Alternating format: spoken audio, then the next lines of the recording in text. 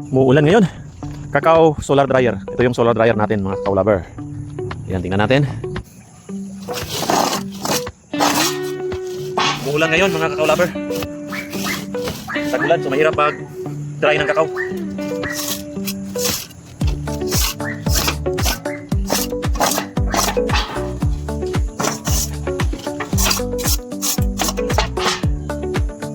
Ito na po yung fermented natin mga kakao lover.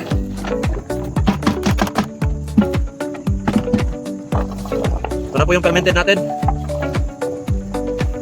Portableya po ito mga kakao lover. Portableya na tayo. Nung nakaraang batch marami nakatikim. So bumili sila tag 1 kilo, 2 kilos. I mean, hindi naman per kilo, per pack. 20 packs, 10 packs. Yun ang benta ko po.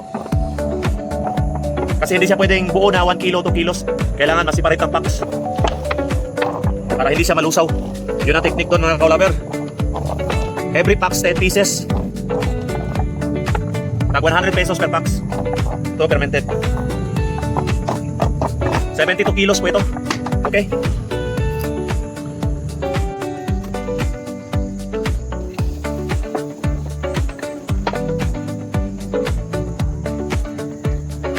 Mahirap magbilad ng kakao basta hindi masyado mainit.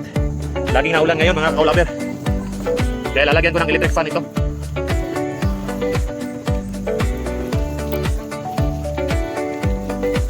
Portable electric fan.